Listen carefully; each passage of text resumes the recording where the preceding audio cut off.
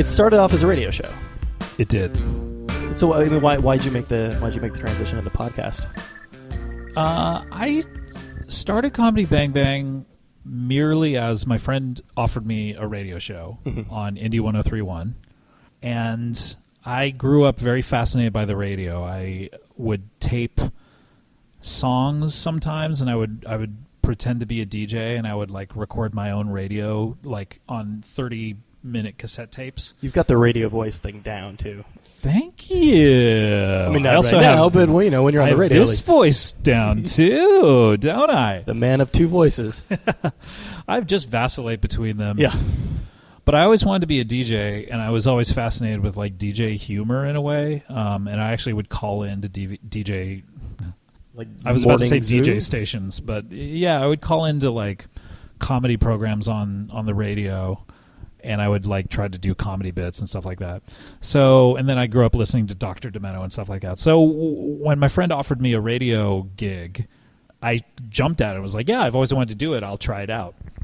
So that's really all it was. It was just like a radio show. I had weird dreams of like being the morning person there. Like, oh, if I do it successfully enough, I'll be the morning person there. Oh, those were positive dreams. Like Yeah. coming from, doing comedy on television to becoming the morning show guys. Well, and I wasn't performing a lot at that time. I was show producing and I was writing movies and stuff, and but I loved the radio, and I would actually call into my friend was the morning show guy there, and I would call into his show and I would do characters and stuff like that, and I just really liked radio, and so yeah, when I first started doing the show, I was like, oh man, maybe it'll be successful enough. I'll be the morning guy. Now, not realizing, of course, if you're the morning guy on a radio station, you have to get up at 4 a.m, so you can get there by 6, and it's a drag and a grind. But for some reason, I was like, yeah, that's what I want to do. Then I found out, just because I knew what a podcast was, but I didn't really think about the radio show as something that would podcast. But the station started putting them up as a podcast because they wanted to kind of segue into having some of their material archived. And I started tracking the numbers of how many people listened to it as a podcast, and I was like, oh. And I would see the amount of people who had listened to the radio live, and I was like, oh. It's like the radio is almost like a middleman at this point. Yeah, the radio, literally, the most they would ever have was 500 people listening to it. And because it wasn't terrestrial, that's the other thing, is Indie 103.1 went to indie1031.com at that point. So there would be 500 people listening. It's basically a live podcast. Yeah, there'd be 500 people listening. Meanwhile, there'd be thousands and thousands of people listening to the podcast, and I would be like, oh, I don't want to be the morning guy anymore. I would much rather just do this as a podcast. So I took it over as the podcast, and then a year into the radio show, we Jeff Ulrich and I started the Earwolf, the podcasting network, and built our own studio, and I moved it out of the radio at that point. And then it was still on the radio for a while until I think I listened one week and it wasn't on anymore, and I checked in and they were like, oh yeah, we stopped playing that like 3 weeks ago. So the dream from, and it sounds like a legitimate dream of actually being a radio morning guy, to doing a podcast, was it something that you saw as being a potential living that you could actually make a kind of carve out a career for? Well, I was making a living already, so that's the thing that is great about the podcast for me was I didn't get paid for it, so and that's why I was offered it, by the way, is because the station had just gone to internet only radio and they couldn't pay for any of their show hosts. Mm-hmm. And my friend who worked there was like, I know a guy who already makes money who would do it for free. So I did it for free, And so I never thought about it as something that I would like segue into, oh, I'll make a living out of this. I was definitely, when I first started doing comedy, I was a performer, and I was I coming out of Mr. Show where I performed. I had some deals to write sitcoms for myself to star in. And then just gradually, the writing got to be more and more work for me, where I got tons of writing work. I generally, after Mr. Show, wrote about 3 movies or TV shows a year, most of which did not get made. So, but I was making a really good living at that, and I got really good at it. So I mean, Hollywood is at such a point where they're like, oh, it's the tank guy from Mr. Show. Let's offer him. No, a it wasn't. deal. It wasn't necessarily that. It was. To be honest, more of it. If you really want to know the details, was right before Mr. Show. My writing partner BJ Porter and I wrote a really funny movie script, and once you write one funny script, you can use it as a sample to get a ton of work everywhere. So from the moment that I wrote that, I could work consistently. And then, every couple of years you then have to write another really good script. So I wrote that one, I think, in 96. And then by 2000, I wrote the Tenacious D movie, which was very well received. And I kind of used that as a sample for a while. And then I wrote a really funny script for NBC that almost got made. And so, you kind of keep writing new funny scripts, and you can use it as a sample to get other work. And then I wrote, a bunch of DreamWorks animated stuff like Shark Tale, and I wrote the sequel to that, which never came out. And I wrote one of the first drafts of Puss in Boots, So I was working consistently as a writer, and I thought I was going to get more into directing or producing. I did a pilot for Fox, a sketch show pilot, which is how Between Two Ferns started, because that was a piece. I was at the shooting of that. Actually. Oh, you were at the Right Now show? I was just thinking of that today. Oh, that's so crazy. Yeah, because it kind of was 6 years ago. It's kind of a blur. It was a while ago. Yeah. Do you remember Between Two Ferns from that? I do remember. Yeah, I do remember that. Yeah. So I worked pretty consistently, but I thought, you know what, my time as a performer is probably over. So I just did the podcast and the radio show as for fun, because I was itching to get back into stuff like that. Was that a painful decision to make, to stop being in front of the camera? The one part that wasn't painful about it for me was the auditioning is brutal when you live in LA. It's if you really want to focus on being an actor, you have to be prepared to do 3 auditions a day. Silly question, but for somebody who's totally outside of that world, sure. You don't get to circumvent that at all, having a proven track record. I have circumvented it in one way. If you ever see me on a TV show, it's because I was offered it by a friend. Curb Your Enthusiasm, the Sarah Silverman program, any show that I've done recently, Children's Hospital, they've all been because a friend has offered it to me. I don't know why, but I'm not that great of an auditioner. Actually, I did audition for the first Sarah Silverman program episode that I did, and I beat out John Hamm for that part. This pre-Mad Men. That was the role of super handsome guy? No, he was too handsome to do it, I think. Yeah, no, you don't get to circumvent that, unfortunately. So, the part I didn't miss was auditioning, because you would have to, most auditions are on the west side, in Westwood or, Venice Beach, and which is so far away from where I live. I remember one day I went and I auditioned for the movie What Planet Are You From? The Gary Shandling movie. Vehicle, yeah. I walked in.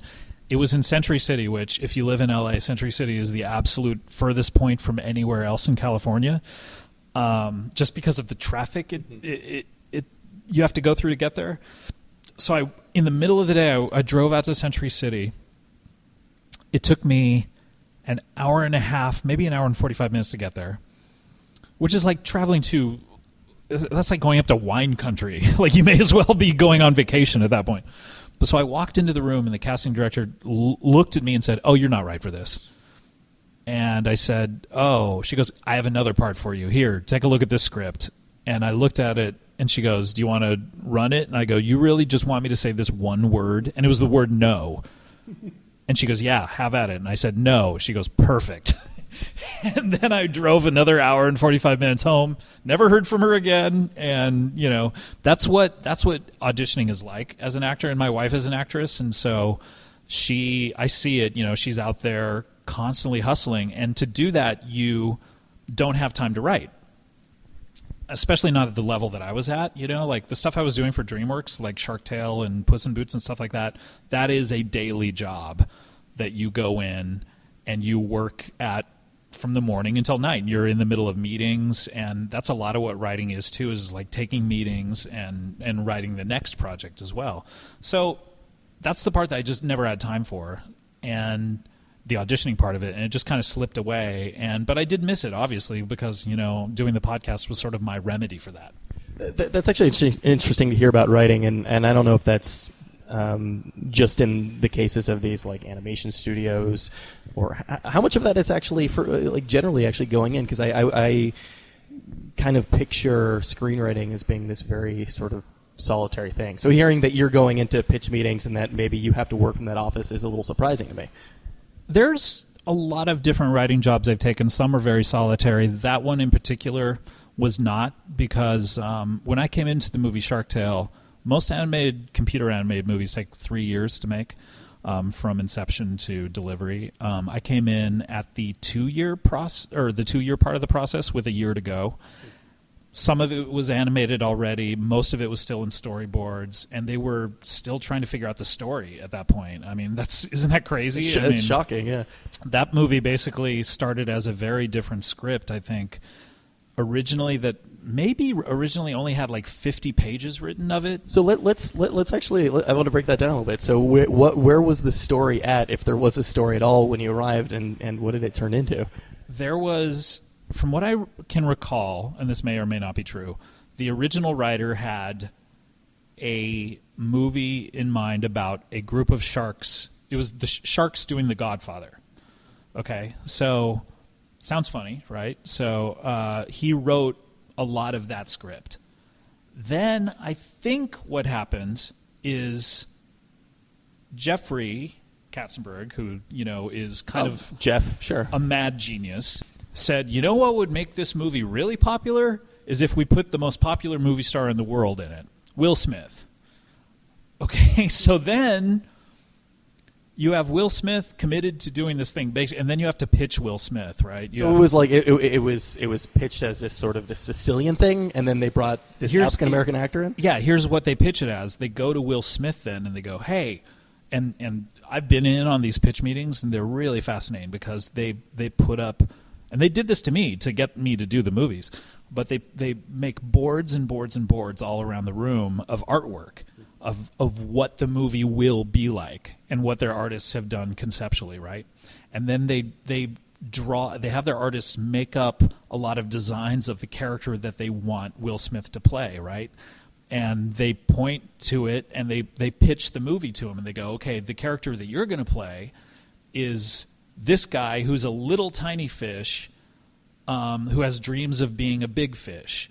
And they come up with a storyline, basically, like off the top of their heads, about like, you're going to be a big fish or a little fish who wants to be a big fish. Off the top of their heads, in the respect that they don't really have it walking into the meeting? No, they have it walking into the meeting, but I mean, this is not written in a script at this point. They say, you're going to be a guy who pretends to kill a shark, and you're going to take credit for killing a shark, one of the mob sharks, and then that makes you famous as the guy who... And they have a basic general idea of what the story is, right? Will Smith signs on to be a part of it because animated movies are, huge. And it's funny because I can't imagine a scenario where there's a pitch meeting with Will Smith like that, where he's not almost telling them what to do, or he's not kind of manipulating. I mean, that's the really interesting part of it is like, I'm sure, not to put words in his head, but I'm sure he knows it's a 3-year process, and, it'll come together, And that's why I'm saying it is like Jeffrey Katzenberg is a mad genius in one way, because so much of this stuff is come up with as they go along from the soundtrack. I was in there on like soundtrack pitching meetings where the exact same process would happen to like Ludacris. Like, here's the script of the movie, here's all the artwork, here's why we want you to be on the soundtrack, will you do a song on the soundtrack? And then they agree, So I was part of that whole situation. But the really interesting part of it is I was brought in there with a year to go, and a lot of the movie was not written. And I was basically there to write the sequel to a movie that was a year away from being written, but it was so not close to being written that they were like, hey, can you write some of the first one too? And so my job became writing the first one, trying to rush to get it released. And then by the time the first one came out, and we had written a really, really, really funny script for the second one, they put it through the mathematical equation that said, oh, we can't make money doing a sequel. So even though they said, wow, this is the best script we've ever gotten at DreamWorks, they couldn't do it because they wouldn't have made money on a sequel because of all the talent involved and how much they would have had to pay them, and all those weird mathematical equations that they have that I'm not privy to. Is that an enjoyable experience at all? It's great. I mean, I found it really interesting. I'm a guy who I like being like a producer and a director. So what I found in those situations is everyone wants leadership.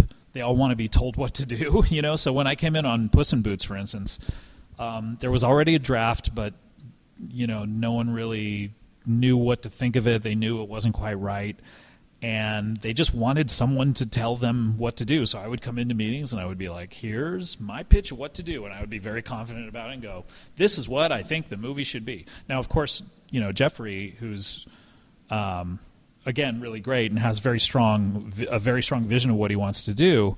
No one's going to tell him what to do. Obviously, he marches to the beat of his own drummer. But that was what I would find is like I really like the meeting people and going around and talking to the animators and having meetings with them, and that's what that would be a lot like. In that situation is every single day it would be filled with meetings of pitching story, pitching the animators, like what can we do physically in this part of the story, So that's why it takes up so much time and why you just don't have enough time to go, hey, Jeffrey Katzenberg, I need to duck out for 2 hours to go to Century City so I can audition to have 5 lines on some dumb show, like they'd look at you and go, what are you talking about? You have a job. You're working here. That's my Jeffrey impression. I mean, it's it sounds like, and this is probably the case with just about anybody in the industry, but for a while there you were trying to figure out exactly, you knew you wanted to be in entertainment, you were trying to figure out exactly how you kind of fit into that puzzle. Yeah, I wish that I had been a little more I grew up as a fan of movies and of TV shows and of comedy, but I wish I would have focused a little more in my script writing on just the comedy part of it, because I kind of was like, I want to do all sorts of different things. So I wanted to do these DreamWorks animated things because I loved the Pixar films and I loved Disney movies growing up. I was like, yeah, I want to try that. I want to do a romantic comedy. So I tried a whole lot of different genres when I really should have just focused on different genres and comedy. In a sense, it sounds like, right? I would always make them funny, but I spent maybe a year writing a kind of Cameron Diaz-ish romantic comedy or Renee Zellweger-ish kind of romantic comedy that I was just banging my head against the wall because I knew, I like Working Girl, so I should be able to write one of those. Well, that wasn't really my strength, and I should have just, really focused on doing, kind of hard comedy movies, like The Hangover and stuff like that. And that's the one thing that I kind of wish I had done in my 30s a little more, is just really focused on that. But, now I have a TV show, so fuck all y'all. I'm curious about the romantic comedy idea. Was that just sort of was that I can make a really big successful movie that's also kind of smart? Or yeah, I was trying to make it smart, but a lot of it also was I would get to points in my life where I needed a job, and so I would get a lot of scripts sent to me. I did a lot of rewrite work, which is basically someone comes up with an idea for a movie and then they write the first draft, but a studio looks at it and goes, we love the concept, we don't love the execution. Will you come in and totally rewrite it?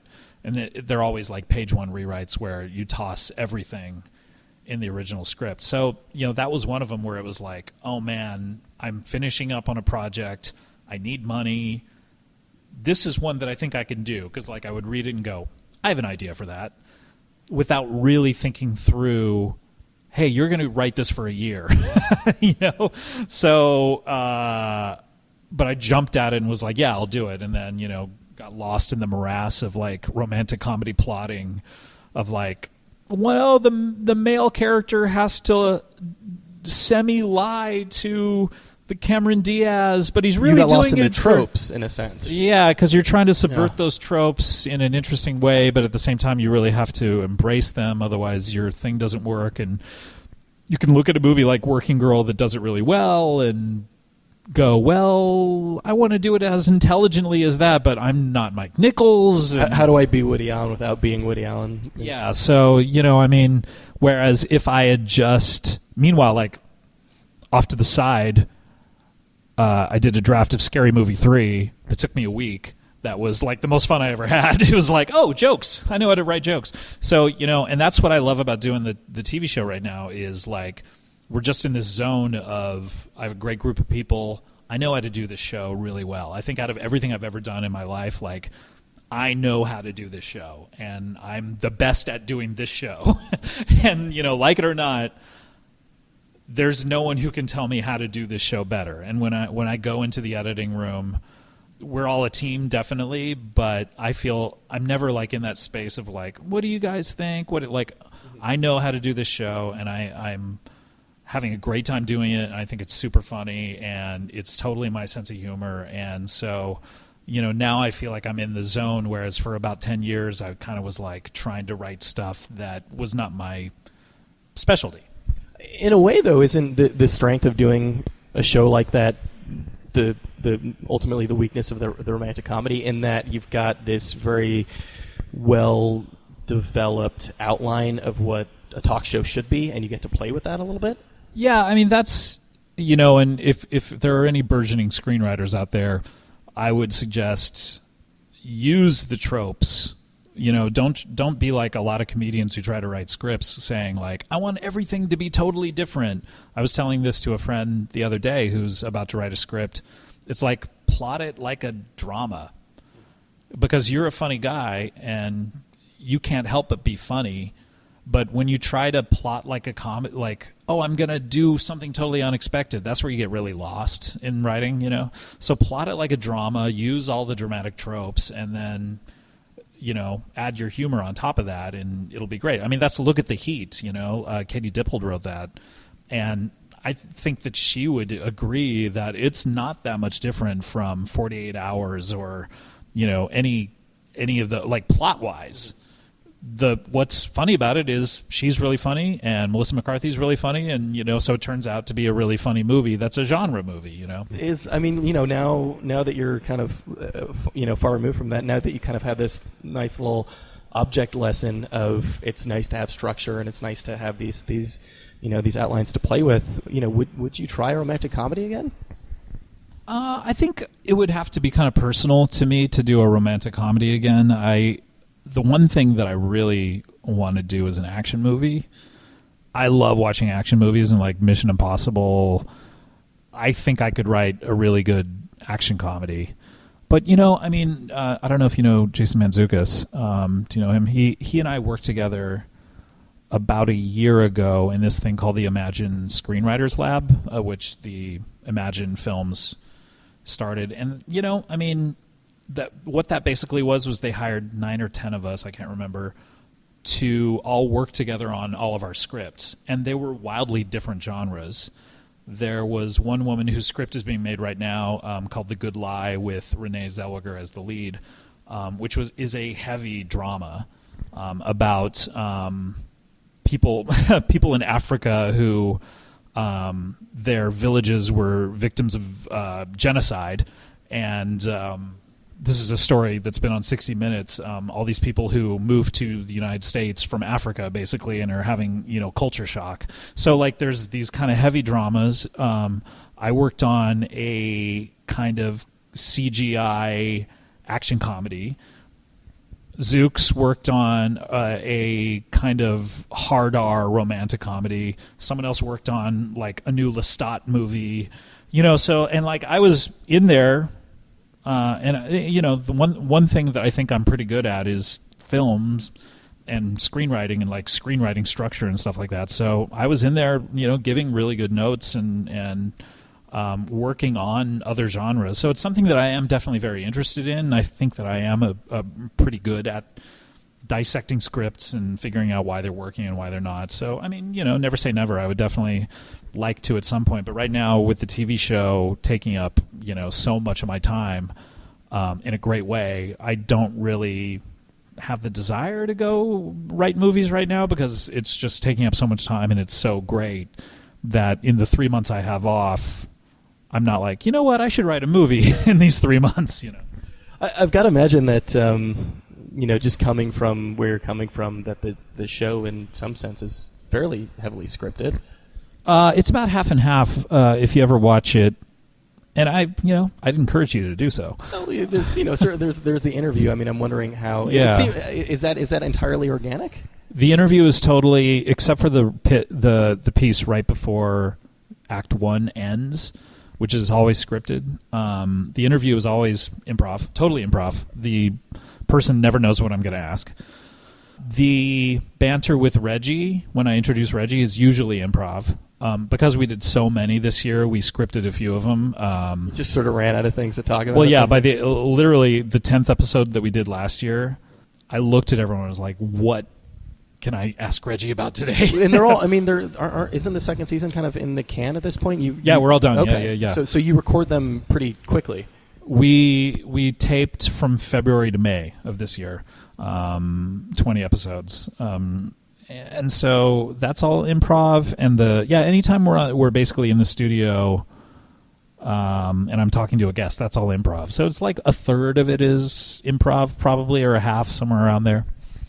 I kind of want to get in on like that. I don't know if it would be the pitch meeting. I mean, obviously a lot of this is coming out of the podcast, but are you sitting down and are you consciously asking yourself and your writers, how can we deconstruct the idea of the talk show? A lot of the first year was that. People who see the show this year as opposed to last year, I think will notice that in the first year, a lot of the ideas were, okay, Letterman does this, what is our version of that? Or Conan does this, what is our version of that? What is our version of the talk show trope? What is our version of viewer mail? What is our version of jaywalking? And this year, by the end of last year, we kind of had run out of those ideas. This year, I said to the writers on the first day, this year, write anything. Whatever idea you have. The great part about having a talk show structure is almost anything can be done in it. I can leave the studio in the middle of the show, and Reggie and I can go and solve a mystery, and it turns into a mystery show for 5 minutes. But we always come back to the couch, and everyone knows a talk show, so everyone knows that a guest is coming up. So that's what, it feels very comforting to a viewer, and that's a big problem with sketch shows. I've made a lot of sketch shows, and I've seen a lot of sketch shows over the year, and point of view is always the biggest problem that people have. You mean like a protagonist that they can connect to, or it's when people watch a sketch show on TV, if it's a bunch of random things happening, sometimes people even like to do it where there are different actors in every sketch. Point of view, Monty Python, you can watch Monty Python and go, I know who those 6 guys are. So when every idea is different, at least I can glom onto those 6 guys in a way. But that's the real problem with sketch shows is SNL does it. They stumbled into their genius format of we have a guest host every week. So people are tuning in to see that host. They have a rigid format that they do of Weekend Update happens at this point, the musical act happens at this point. So when you see something on SNL, you in the back of your mind as a viewer are always going, oh, well, I don't know that necessarily worked, but at least I have this coming up. And that's what doing a fake talk show format, that's the kind of freedom it affords, is we all know how talk shows are structured. A guest comes out, you interview or you talk to the band leader, you banter a bit with that person, you do a comedy piece, a guest comes out, you take a break, you do another comedy piece, another guest comes out. So it's such a great format because we literally can do anything in the show now, and we're always returning to the talk show format, and everyone always kind of feels comfortable with it, So that's what I told the writers at the top of the show this year is do anything, a fake movie trailer, do a weird character, anything you can think of, we'll fit it into the show. And that kind of freedom was the freedom that kind of let us do 20 shows this year. Because if we had done it like we did last year where we were constantly trying to think of talk show tropes, we would have run out after episode 3 or something. So I think people are really going to be impressed with the scope of the show this year and how much different styles of comedy there is. And I'm just really proud of it this year. Is that the freedom afforded to you by the network from having a successful first season of a show? Well, bear in mind, there's a person from the network watching me right now as I say this. But no, they've always been really good. It's actually, it just was more of a thing that I wanted to do this year. And what was interesting about talking to the network going into season 2 were a lot of the ideas they had to make the show more accessible was stuff that I wanted to do anyway.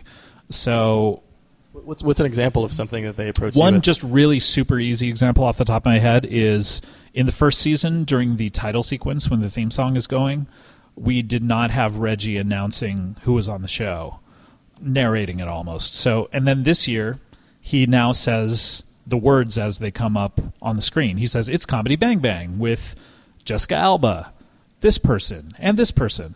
Okay, and that, I hope no one is like, oh, they're selling out or whatever, because it is something that the network came to me and said, hey, we'd like to try this. And I was like, I want to try that too, because it's an interesting example of I don't know if you were consciously heading away from that in the first season, but maybe trying to break away from these tropes and realizing that maybe there's a reason why they're tropes. Yeah, exactly. Like it actually does help you watch the show. Like seeing and hearing, oh, the world's fastest talking man is going to be on the show helps you enjoy that bit.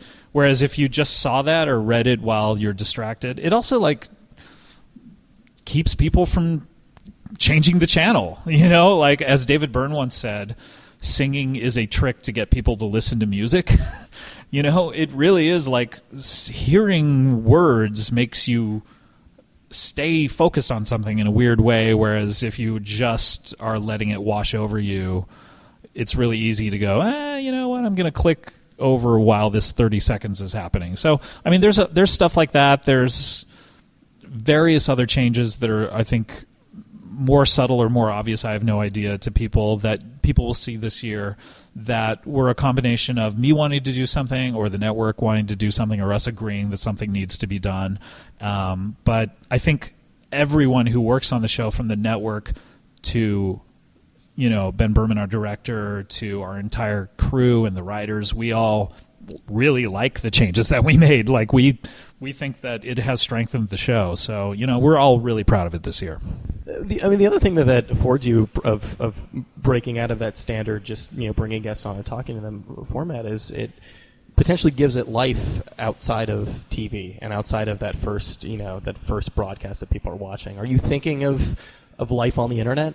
I actually think people really like watching this, like binge watching the show. We found when it went to Netflix, it got way more popular than it did when people were just watching it on IFC. Now, I hope people watch it on IFC because the ratings will determine if we come back or not. And the aforementioned guy in the room right now. Yeah, he's the guy who makes the decision. That's what's really weird, is he's judging this interview to see if we come back. And if I do a good enough interview, we get a third season. He's got a BlackBerry, so clearly he's doing something very important as we speak. Yeah, he's doing okay.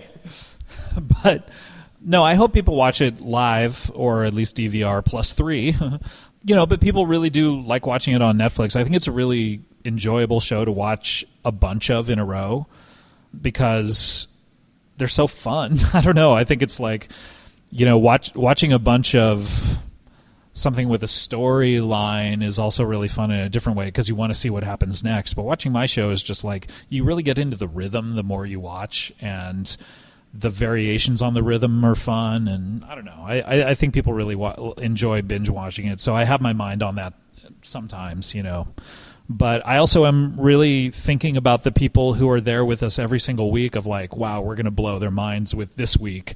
Because last week we did this. We have the order in a very deliberate order. In terms of guests or in terms of bits? Not in terms of guests, in terms of like the storylines on each show. They're like, this is something I go over with the network, and I don't know that they're used to someone being as anal about this as me, but like I sent them an email which was very much like, here's the order that I want the show to be released in because this episode is really good, a really good primer episode. this episode is not too wildly different from the first episode so that people can get into the rhythm. This episode then, as number 3, subtly tweaks that rhythm in a different way, but isn't so crazy that people are going to, and then, storyline. Like, I have all that stuff kind of mapped out in my head that I really want people to see, in order. But I also think it's important that people can just dip in at any point and kind of watch one episode and go, yeah, I understand what that is. Getting back up to that idea of giving people, something to get back to, I guess, in a sense. Are you developing yourself and Reggie as characters? I mean, is there a character arc across the season? A little bit. I personally, my character has an arc, which is really stupid, which I hope people will enjoy. I'm waiting to see when people pick up on it. But my character does have an arc. And that was one thing that I pitched to the network of, like, there is one particular episode I was like, this really has to come towards the end of the run because my whole character arc that no one cares about is wrapped up in this episode. And to have it earlier in the run would spoil it, I think. But as far as Reggie and I's relationship, the people at the network have said, you know what, you guys really seem like your relationship is kind of deepening this season. And I think a lot of it is we try to have more storylines this year. But there's one particular episode that comes out really late, which even the crew was like, this is a really touching episode. They were like, they the guy who's my camera, who's focused on me all the time, he was like, that episode is really, really good, and really, like, he was like, I was kind of choking up while you guys were filming it. Was it touching in the writer's room? I don't want to take necessarily a lot of credit for the writing because I was less involved in the writing this year than I was last year, in the sense of I just had less time this year. But there were certain episodes that I wrote a lot of, and that was one of them. And that one I was really like, I can sometimes, in the writing, I really like the sentimental stuff, so like I wrote a lot of the Christmas episode, and the first draft of the Christmas episode that came in was really cynical and was really like comedy. I mean, our writers are great, and they were trying to do cynical writer takes on Christmas stuff, and I was like, you know what, let's put a little more kind of sentimentality in there to balance it out. And at the end of it, I think the Christmas episode is really like sweet in a way, and like when we were filming it, people were going, oh, and still kind of dirty and cynical and fun as well, so I mean, that's kind of the balance for me. Like, what I really enjoy doing with Reggie is kind of playing on our quote friendship unquote, and really playing. It doesn't necessarily have to be in quotes. You guys don't talk much. I mean our TV friendship, because like on the TV show we are best friends. I really enjoy writing those scenes of us like hanging out and like, oh yeah, we hang out every day on the TV show. Like we go home, we live together apparently. Oh no, actually I think we have two totally different houses, but in one sketch we live together. But it's like it's definitely got that Monkeys or like the Pee-wee's Playhouse feel to it, right? Exactly. Like we're a family in a way, and that's one thing that I like about doing the TV show is it's not a sketch show where every single week, it's not like The Whitest Kids You Know or something like that, which is a great show, but every show you would see would be wildly different. They would be playing totally different, or Monty Python, they'd be playing totally different people. I really you have to start from scratch every time. Yeah, I really like it's Reggie and I, and we have this relationship, and it does have some arcs, and later on in the season, some of the stuff will pay off, and I think it's, that's really cool about the show. So why does the podcast still survive? Why have you kept that around? Why would I give it up? It's fun to do. It's what got me the TV show. So, and people love it. I guess I asked from the sense of potentially cynical question, but it seems like the podcasting world is full of people. I'm not saying this is in any way indicative of you, but it's full of people who are using. How dare you? You're the full worst. Of people. full of people like you, Scott. Full of people who are using what's a pretty open platform to get your voice out there to kind of work towards something else. So you weren't really necessarily working towards, let me get a TV show out of this? No, not at all. It was surprising to me when they offered it to me. I was doing it for fun, and I hope that people don't do podcasts in that cynical way of, well, I have to have one in order to get my face out there or my name. Because, I mean, first of all, no one's watching your face when you're doing a podcast. So, I mean, that's a problem right there. But I think the people who do podcasts who do them really well are people who do them because they love doing them, because they want to express themselves every week, and that's, for me, yeah, I work really hard on the TV show, and it was a ton of work this year, but doing the podcast was really important to me, and so I took great strides and great pains to make sure it was still good while I did the TV show. And most people did not even know I was working on the TV show because IFC announces it really super late for some reason. So, like, we were picked up back in August of last year, and IFC did not announce it to the world until February. So we were working on the TV show from October of last year through May of this year. So you're not allowed. You're not allowed to tell anybody publicly. No, and owning my own business, I understand that is because every company wants the right to control their own media and PR. And they have times that are beneficial for them to really make big splashes and announce things. It can't just be like, I get the call one day and I hang up and like tweet it, hey, we're picked up. I mean, there are like marketing plans for this kind of stuff. So, but what I really do think that I did well this year was I made sure no one saw a lapse in decline of the podcast's quality while I was making the TV show. That was really important to me this year, is I wanted the podcast still to be really good and no one to be able to say, oh, he's doing this TV show and he's not focusing on it. I think the podcast is just as good as it has ever been this year, and I kept the quality up, through my various methods of doing so, in a really good way this year. How big is the podcasting team? I mean, we tend to think of that as much more kind of intimate format. I mean, we're sitting here on my terrible recorder. Do you mean the team of people who are actually who are involved in like obvious? We have employees at Earwolf. We have three engineers / producers. We have a social media person, ad sales, So, I mean, there's a small team involved, but while I'm doing it, it's just a lot like this. It'll be me and the people who are on the show and then one engineer, and that's it, and we just kind of go. So it does feel very intimate. Some guy checking his phone in the corner. We'll have the guy from IFC deciding if I get to do another podcast after the one I did. So far, that's happened 216 times, and each time I look over and the guy from IFC gives me the thumbs up, and I get to do another one. I've got to imagine that's one of the really big appeals of the podcast itself, though, is that you, in a sense, have total freedom. It sounds like you have a lot of control over the show, but you really get to do whatever you want on the podcast. Yeah, well, I mean, the other great part about the podcast is it's totally improv, so I never know what's going to happen when we start. So the TV show is obviously more planned out than that, and it has to be because the network is giving us millions upon millions of dollars. And that just goes to me, by the way. That's on top of the several $100,000 that go into the actual show. They can't see your gold sweater on the yeah, of course, yeah. Yeah, no, the podcast is great because it's just like literally we press record and kind of figure it out as we go along, and it's very free-flowing and improvisational. What's the nicest hotel that IFC has put you up in on this? You're officially on a junket right now? I'm a junket of one hotel. Yes, this one. Yeah. So this is it. Qualifies. Yep, this is it. I mean, look at this room we're in. There's a lot. I think they hire models to just sit on those couches out in the lobby.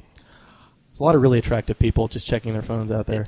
New York is so weird in that way. Of like you go there during the winter and it's just like people wearing the bulkiest coats, but then you come here during the summer and it's just like, does everyone who lives here, are they a model? I don't understand. I mean, you probably get sick of, because LA, it's just attractive people all year round. At least we obscure Yes, but there's also a lot, not everyone in show business is attractive. We're all just powerful, so then you come to New York and you're like, what are all these attractive people doing here? Why don't you move to LA? I don't get it. I don't understand. But God bless them.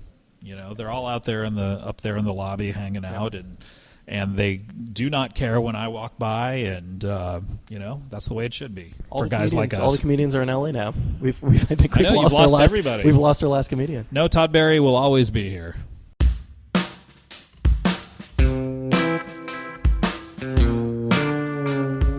So I'll say this right off the bat. If you ever are about to sit down for a podcast interview with a sort of seasoned podcasting professional. Don't draw too much attention to how shoddy your rig is, because odds are pretty good that things won't end up too well by the time you actually sit down and listen to the thing. That's exactly what happened here, but thank you for bearing with it. Thanks for listening so much, and hopefully my side wasn't too unlistenable. But let's be honest, you weren't tuning in to hear me talk, but had that exact conversation with Scott Aukerman. Met him in a basement in a Midtown hotel, which now that I'm saying it out loud actually sounds pretty seedy, but a super nice hotel, and shockingly nice conference room in the basement down there. But I had a kind of a jumble of wires and talked about that for a little bit, and he mentioned that he had just been on a podcast with very, very famous local New York City comedian. Was pretty unimpressed by his rig, so talked up mine a little bit, and of course didn't end up too well, but great conversation nonetheless. Really enjoyed speaking to Scott Aukerman. So thanks so much to him for taking the time. Thanks to IFC for setting that up. New season of Comedy Bang Bang, second season. You can watch that right now on IFC. If you liked what you heard, send us an email. It's riylcast@gmail.com. Follow us on Tumblr, riylcast.tumblr.com. And I guess don't forget to rate us on iTunes. And we'll join you again next week. I've got several good interviews lined up. Got an interview with DJ Spooky coming up in the very near future. Got a trio of interviews that we did out in Portland, so stay tuned for those. And a bunch of good stuff coming up on RIYL.